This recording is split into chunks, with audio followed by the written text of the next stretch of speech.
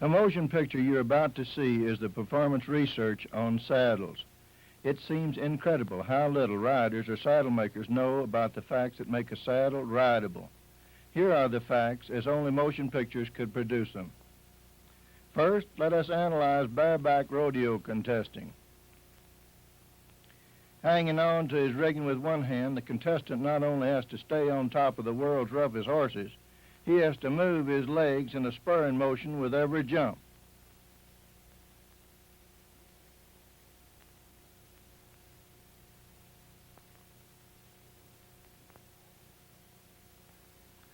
Guy Weeks gets 2 feet on the same side, then back a straddle, and he keeps a raking.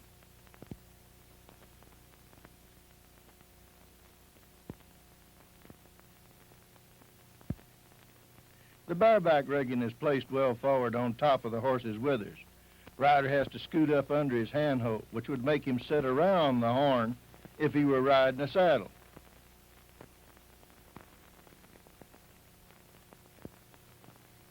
Peak's the first feller I noticed who deliberately pulled back to make his ride look even wilder. Most top boys, including champion Jim Houston, have adopted this technique.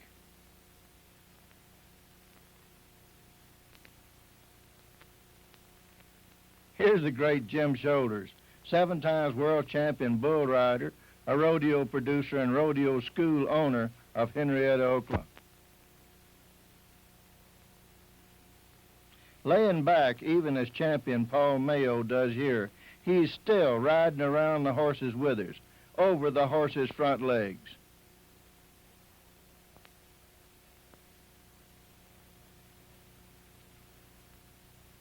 But bareback and bull riders are not the only ones to hang on to the horn by the saddle horn. It seems that every time we stand up, we have to steady ourselves by taking hold of the saddle horn.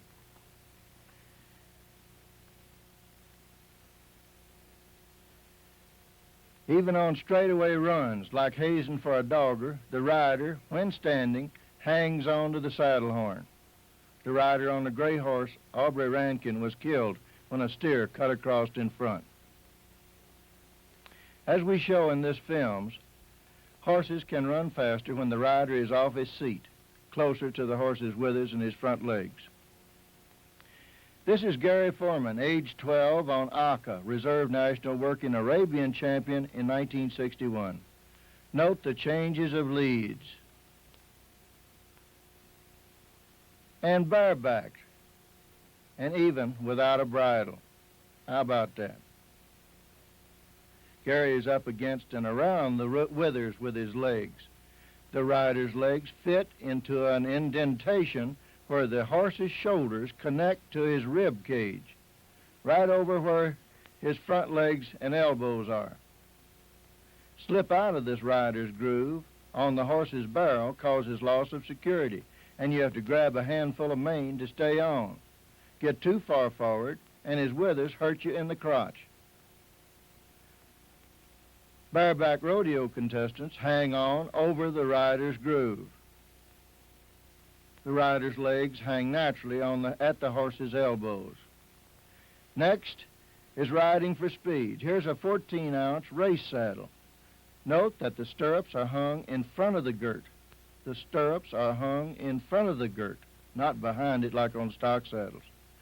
When the stirrups are hung up front this way, the rider is carried over the rider's groove, withers, and front legs, even more forward than when the rider is bareback.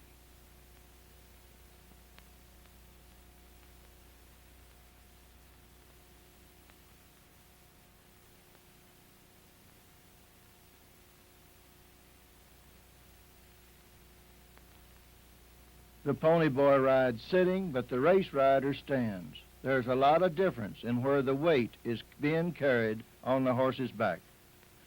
Jockeys do not sit down. At times their seats touch the saddle, but with little weight.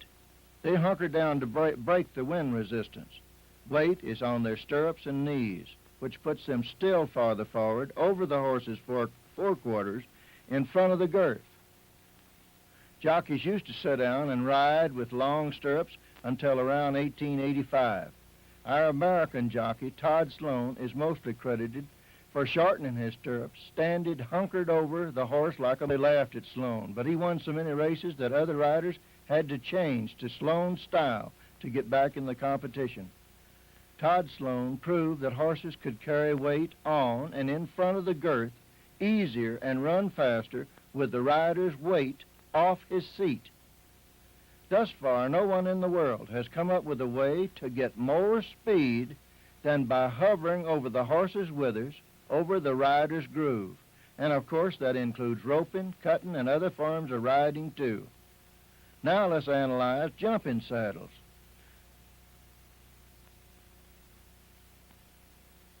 The saddle rigging has little bulk. The stirrups are hung in front of the girth, same as on race saddles. Seat is built up behind, lowest part is in the center, and it has a good deep knee roll. Stirrups hang directly at the horse's elbows. The girth sits about 3 inches in back of the elbows. Farther to the rear, and the saddle would turn over. Any farther front makes girth sores. Here's the fabulous Jimmy Williams teaching at Flintridge Country Club in California. Jump riders get their security from their legs, from the knee down through the bottom of their calves, not hanging on with their hands. Their style of riding has been called a forward seat, but like many things in horsemanship, it's misnamed and misleading. As in race riding, the seat is in the air. Riders do not even sit down when they land after a jump. How could it be logically called a forward seat? It's riding securely balanced, where the horse can carry and balance the rider best. That's balanced riding. Jimmy raises the jumps to 5 feet. To jump safely at above 3 feet usually takes lots of training and experience for both horse and rider. Here's Wendy Mars being coached by Jimmy Williams. Note that Wendy does not sit down at any time from the approach through the landings.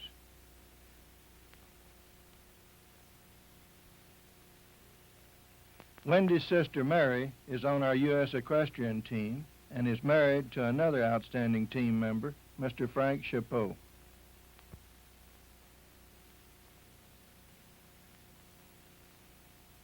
Jimmy Williams is not only outstanding as a jump trainer. On stock horses, he's won more hackamore and spade bridle championships than anyone since the California Stock Horse Association was formed. He is one of the greatest horsemen of all times.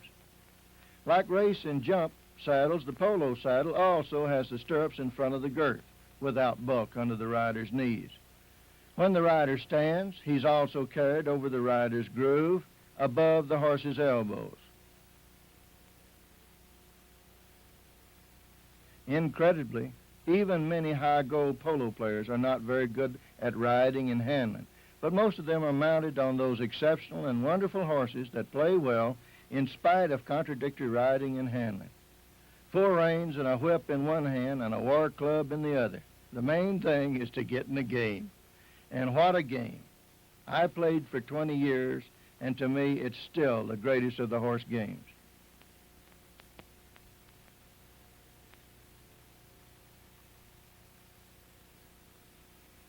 Some fellers sit down, some stand up, but at least they don't hang on to the saddle horn with their hands to stay there. Look for the blue number 3 on the sorrel mare. He's a professional trainer and a pretty good calf roper too. He rolls back, stands up and hits. He keeps standing and then hits again.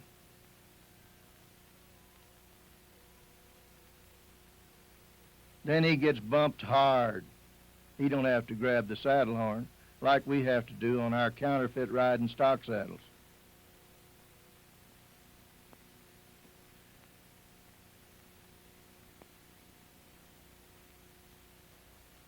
Here's Gary Foreman on Tequez Lady 81. Technically, this is not English riding or an English saddle. This is a Foreman-designed versatile polo bit. This is flat saddle riding, but few riders anywhere have ever seen changes of leads done on call this easily. He's changing the hind feet first, every third stride.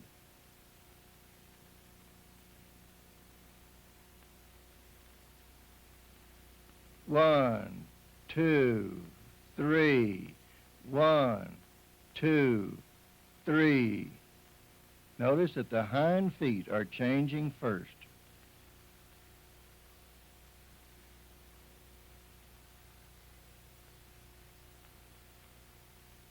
Now he's changing every 2 strides.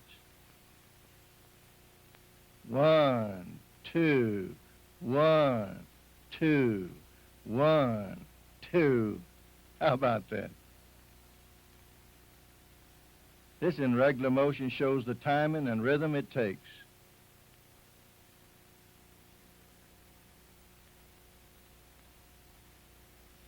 A versatile speed basic handle is the same on flat saddle horses as on stock saddle horses. These are inside rolls and out in the opposite lead. Left lead, left lead, left lead, left lead, out in the right lead. Right lead, out in the left lead. Whoa, horse. The next are rollbacks. Left lead, right lead. Right lead, roll to the left lead. Left lead, roll to the right lead. Okay, let's mix them up. A left lead, 360 over the hocks. A roll back to the right. A right lead, 360 over the hocks. Roll back to the left lead. A left lead, double 360 over the hocks. A right roll back with a 360 on top of it. Oh, you don't get patterned, soured horses this way.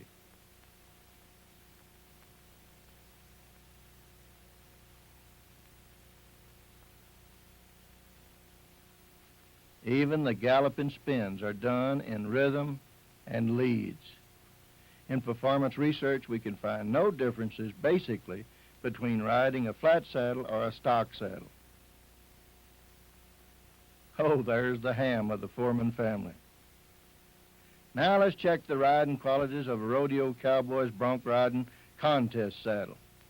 Stirrups are hung farther forward than on any other saddle in the world. The bulk of the rigging ring is back of the rider's leg, not under his knee.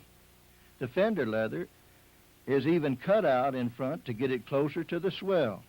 The front stirrup leather is tied to the front of the tree bars and allows the rider to stroke from shoulder to the cantle board without letting his knees run away to the rear.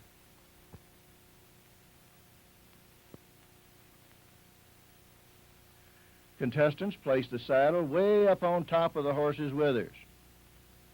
The girth crowds the horse's elbows, which ordinarily would rub a cinch sore in a hurry. The stirrup hang almost to the front of the horse's front legs. Ordinarily, a saddle could not be ridden on top of the withers without making them sore, but a contest ride is only for 10 seconds, and the rider is off in around 30 seconds. Now let's study the way a saddle bronc is ridden. Here's 3 times world champion Marty Woods. Notice how Marty's tail comes out of the saddle as he spurs in rhythm with every jump, going full stroke from the shoulder to the cantle board with both feet. The rigging knot is behind his leg and helps keep his knees in the same place. That's where the security is.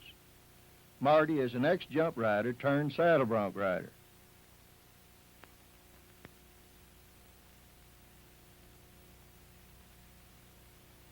Here comes another champion, Alvin Nelson.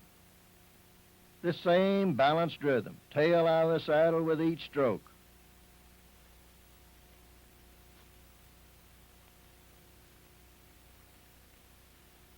Notice that his saddle has not been jerked to the rear, and then check how much forward the stirrups are than on a regular saddle.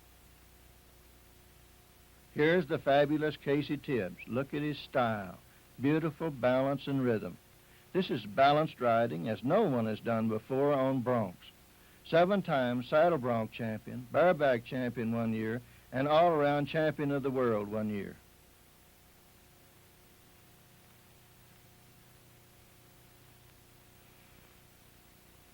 Here's another great champion, Kenny McLean's high point ride at the Denver National Western.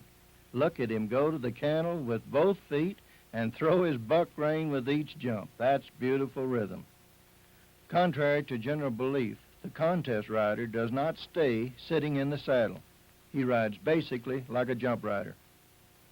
Here's the bronc contest saddle on a riding horse.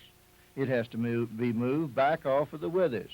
This makes the girth go too far to the rear of the horse's elbows, which will let the saddle turn over.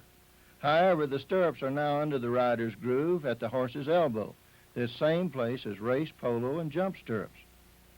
The rigging knot behind the rider's knee keeps the lower leg from getting under the rider's weight as it should.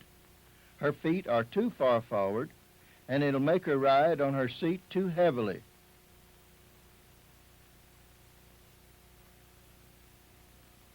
When trying to stand, she has to lean too far forward, which makes her tail bob excessively. This puts both she and the horse into a strain. She's trying to catch up with her feet, causing the horse to think she wants him to go like 90.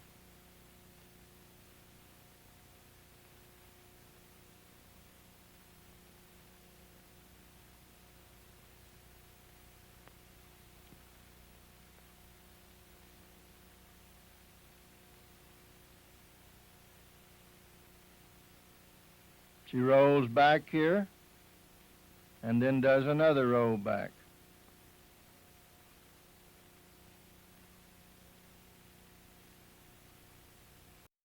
Does an inside roll and out the other lead.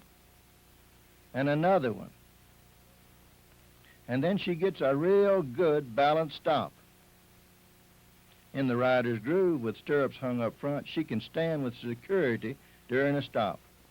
With the rigging rings, latigo wraps, and knots behind her legs, there's no bulk under her knees, and it's less battle to stay astraddle on a bronc rider's saddle.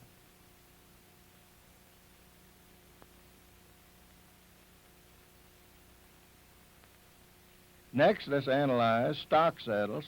Like most of us have been brought up a-riding. This one's about average in looks and rideability. The seat is lowest in the rear.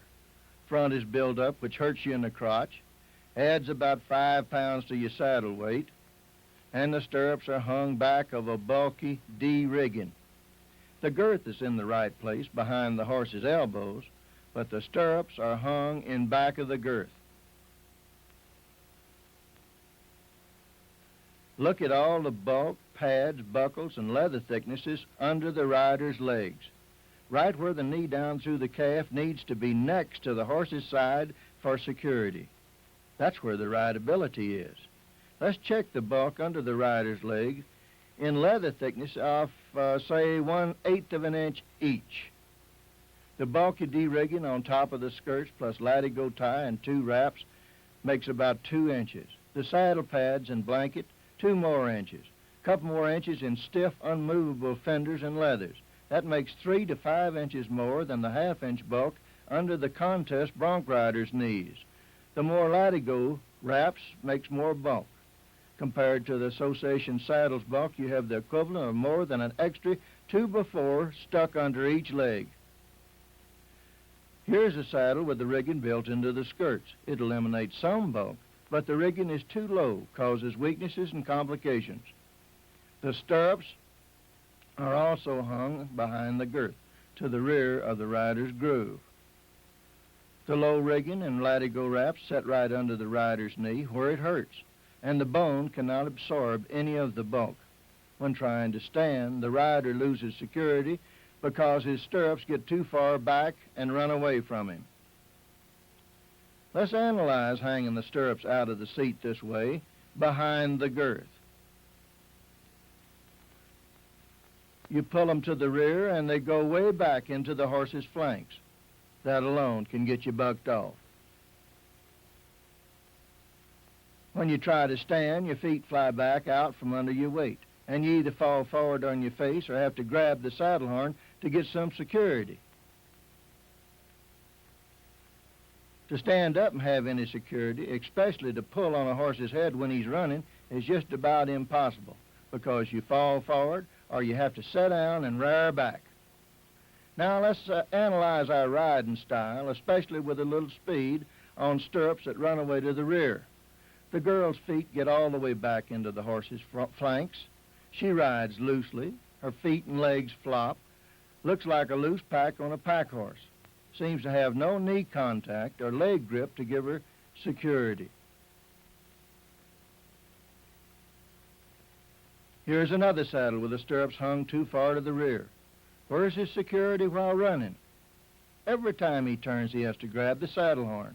Note how much his legs flop around.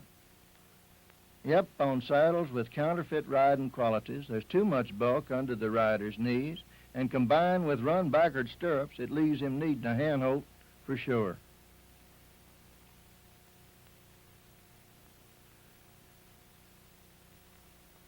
How about this for a beautiful riding style? Guide with one hand, hang on to the saddle horn with the other, and knock the wind out of him with both feet. Think about the beautiful rhythm and riding style of top contest bronc riders. Then look at this strained hanging on. Put the bronc rider on this saddle, though, and they'd have the same battle to stay astraddle. That bulk under the knees and stirrups hung too far back. All of us have been taught to lean toward the way a horse is turning, but if we do, as you see here, it causes the horse to run wider on the turn. The horse even has to change to the wrong lead to support her weight. To help the horse stay straight up, notice she's also lost her stirrups.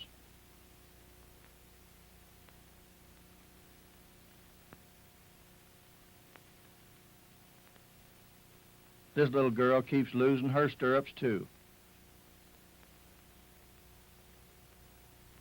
Here goes her left stirrup. Then she has to grab the saddle horn to get it back.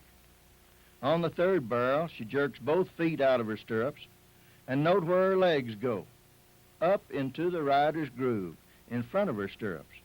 It's not even natural for the rider to have stirrups hung too far back this way.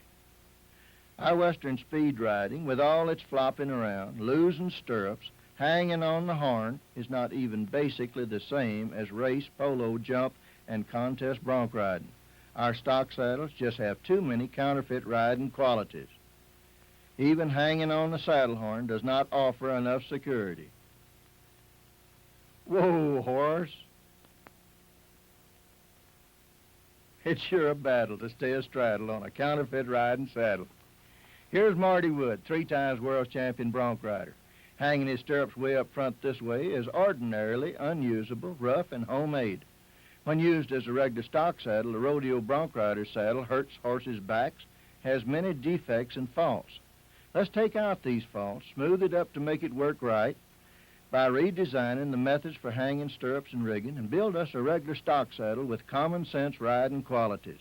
This saddle will be so different from old counterfeit riding stock saddles that it will have to have a new name. Let's call it a balanced ride. The first riding quality we need is that the stirrups hang up front of the girth in the rider's groove, close to the horse's elbows. We want them to swing, too, so we aren't hobbled.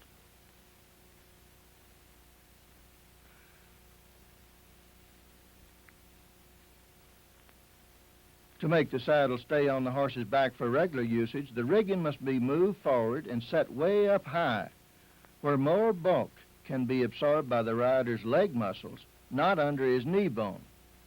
The rigging must be spread out, bulkless as possible, and stronger than any other rigging. Counterfeit seats are way high in front, easier to build, heavier due to piles of extra leather. They put the rider's weight too immovably far back and hurt in his crotch. Balanced ride seats are low in front. Buckles must be below the rider's calf in order to let his knee through the lower calf fit close around the horse's barrel. This is where the grip and security are. With all this bulk gone from under the rider's knees and legs, The fender and stirrup leathers work smoothly over the rigging and do not catch or get back into the horse's flanks.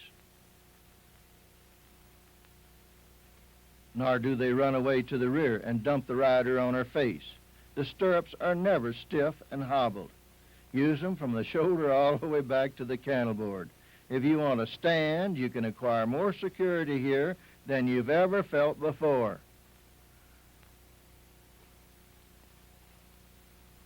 The rider needs the most security when he's up out of the saddle, but he can sit with more security too if his saddle has real riding qualities.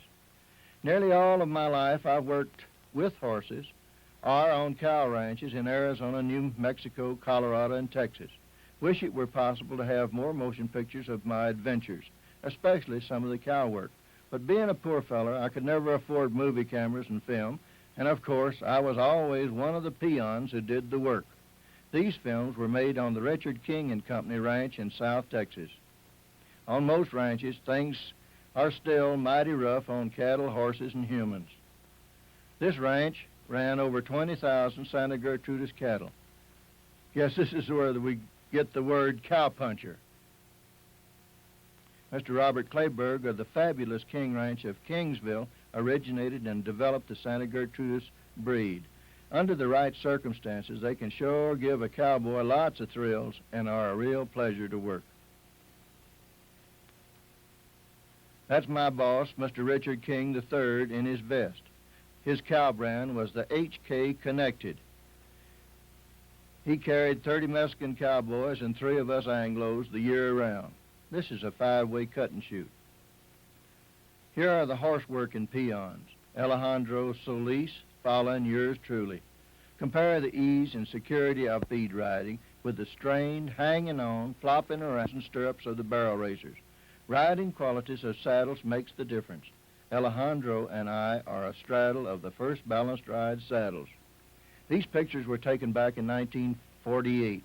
Here's a much younger, slimmer Monty Foreman working very accurately with the leads, doing rollbacks, 360s over the hocks. This is several years before our Western show judges and skeptical experts learned that footwork named leads even existed. Basically, horses are never really handle-wise until they can run and handle wide open and do it quietly. While training, we used to play follow the leader tag. You go through the same places as the leader. If you can pass, you pat him on the back, as Alejandro does here, and it makes him the new leader. Once and only once, I accidentally patted a lady just a little bit low, and doggone she didn't run my horse into a mesquite tree. Like to kill me. Talk about fun a horseback. You've never ridden until you can do it this way. Alejandro nearly has a wreck going over a gopher town. You can see that the horses are in the game too and enjoying it. Sure not nervous and excited.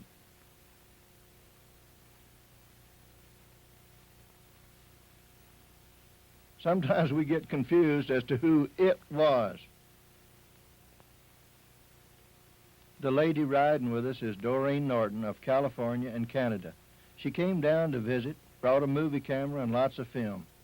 We made motion pictures of our horse work, learned so much that it got us into this performance research business. Movies have also enabled me to demonstrate and prove to our skeptic experts that the footwork leads are the keys to the horse's agility. Alejandro and I in a free-for-all. I ran him out of bounds, and now he'll try to catch me. Notice the riding, much more difficult than barrel racing. But here there's no strain, hanging on the saddle horn, flopping around and losing stirrups. This is riding as it should be. Doreen gets after us to quit the slow glumpity-glump stuff and get yonderly. So we open them up. I'm leaning forward and kicking back when I get the idea to do a 360 over the hocks, but I forgot to tell Alejandro. It don't matter. Well, there was the difficult speed riding made plumb easy by a few common-sense riding qualities built into your saddle. Let's do another very difficult thing. Ride and stop standing up instead of sitting down and rearing back. Here's one of our unadopted daughters, Patricia Haynes, on 2 horses belonging to clinic students. Patty has never even seen these horses before, but will attempt to stop them foreman style. That means getting good calf roping horse stops going wide open. Patty gets him down just a little better each time.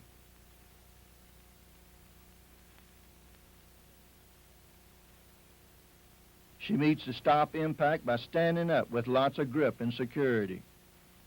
Another secret for stops like this, of course, is in the rein checking. The horses do not get their front feet high in the air, land stiff-legged or propped. Try standing up to stop on old counterfeit riding saddles. Patty neither tips forward or falls back to the rear.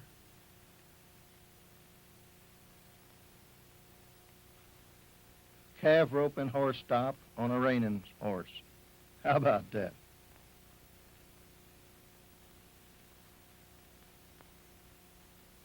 Of course, Patty Haynes is demonstrated on a balanced ride saddle. Now let's study the stops on old regular stock saddles with their counterfeit riding qualities. At the time these films were made, very few riders anywhere could stop better. These riders are all champions, riding champions, during reining contests. The rider almost has to sit down and rear back to pull on the horse and meet the stopping impact. The horses slide a little behind, but land stiff-legged and propped in front. You can sit down, rear back, and pull the horse's head clean upside down. You slide a little, then the front legs hit stiff-legged. Front leg prop stop is mighty rough. Look how the rider's tail bounces. These horses are not even running fast. Patty Haynes was doing running stops. The horse's front legs get too high, come down stiff-legged, and the rider bounces. If you sit down and rear back, it's almost impossible for horses to stop balance. They land stiff-legged, and there your tail goes, into the air. It's almost unbelievable, but our stops can sure stand some improving. Only motion pictures could prove so conclusively the troubles that we have on counterfeit riding saddles.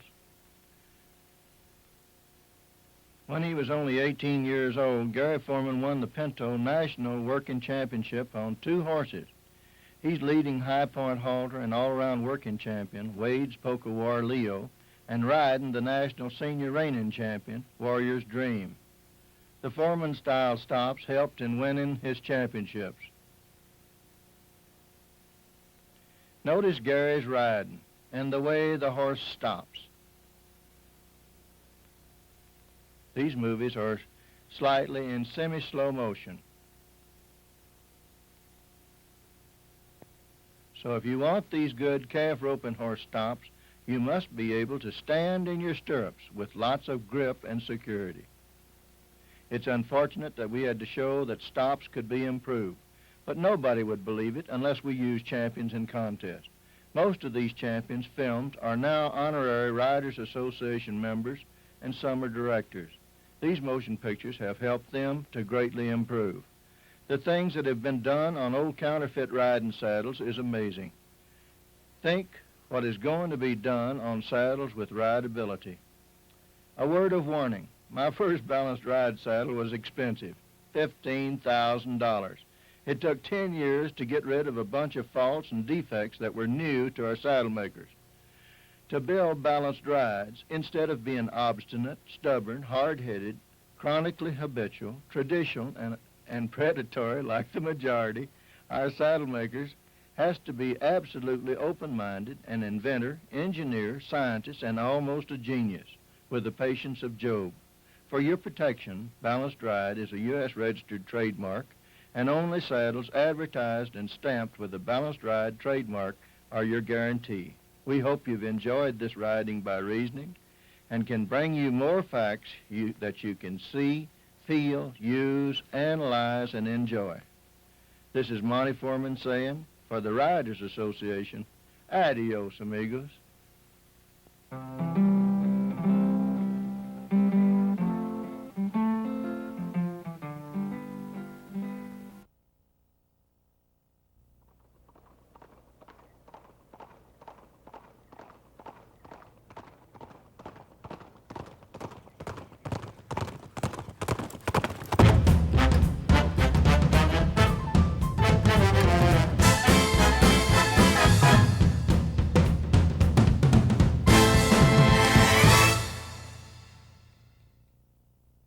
There are so many saddles on the market, but the bottom line for most riders is comfort and security.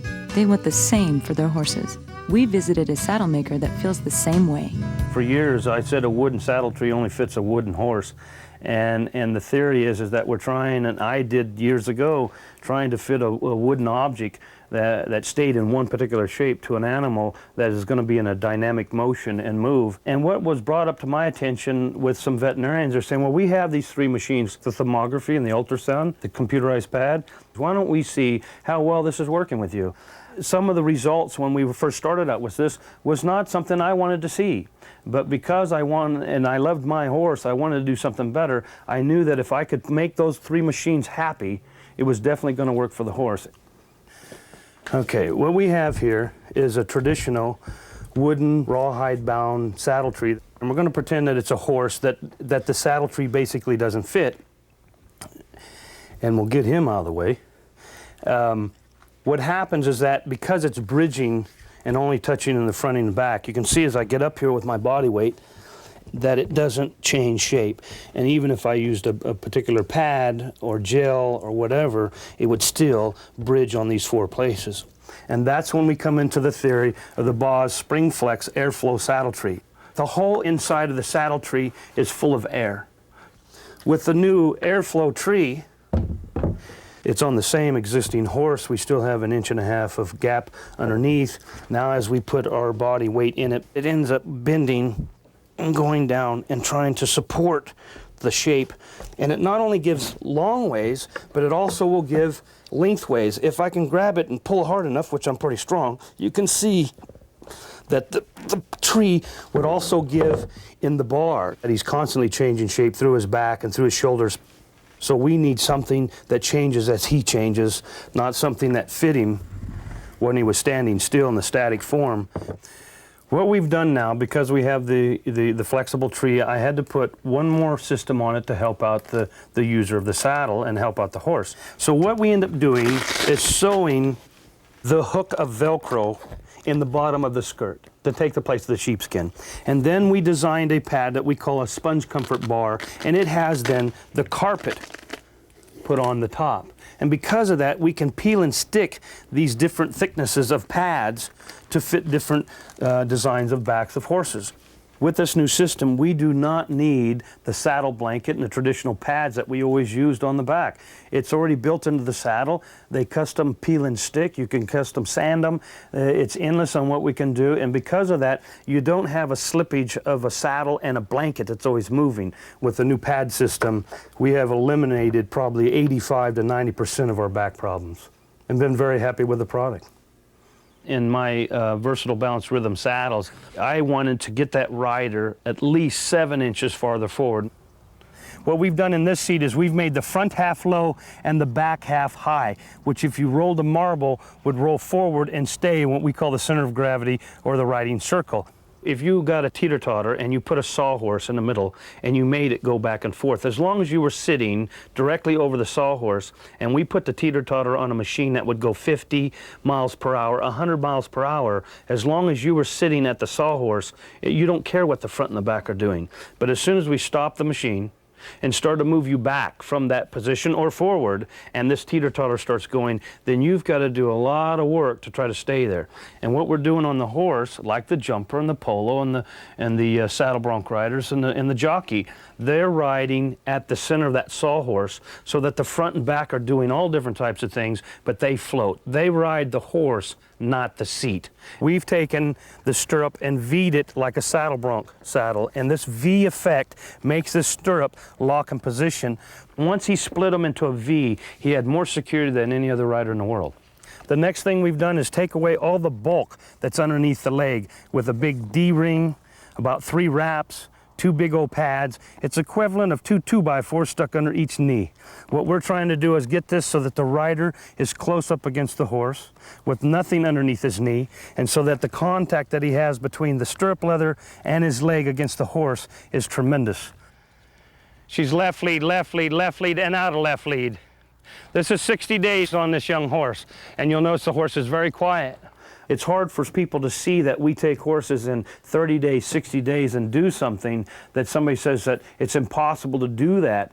And I said, yeah, when I used to ride in that position, and I used to have that wooden tree dig into his back, and I used to have the bits that crushed his tongue or whatever, I always said it was my horse, and really it was me causing the problems. And as soon as I deleted those problems, then the horse was saying, well, just get up off me, ride me, not the seat, and watch how easy I do the lead changes, watch how easy I stop, watch how easy I roll, watch how easy I follow that cow. And I'm going, this is absolutely a miracle. And the horse was saying, no, it's not a miracle. You're finally leaving me alone. We're working as a team now instead of him being, I'm the sergeant and he's the private.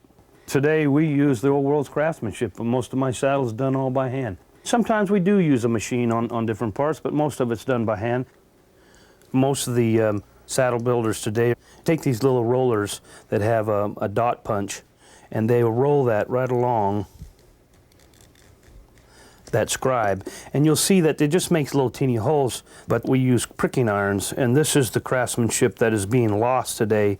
These little teeth are on a diagonal, and what happens is that we punch it, we move it, and this is where we get that beautiful stitch that you'll see on that saddle. Once you hand stitch and you have an awl and 2 needles, the thread go in and out like a serpentine, and if one of those busted and come loose, the other one that's going through the holes is still holding it. It's never pulling on thread on thread. They want the quality, they want the craftsmanship, they want something that's going to last them 50, 60 years, and that's what I build. Naturally, a horse has a tremendous amount of balance and support and agility, and I find we hold them up in the positions that we ride, and if we can get the riders that 7 inches farther forward in that correct position, they'll start getting confidence. And they're saying, hey, I'm not afraid, I don't lose my stirrups like I used to. I don't feel like he's me anymore. I can stay up there and bend him around and stop him, and it's by moving forward and getting in balance and being part of the horse. We have completely changed the thought of the horse world through this saddle.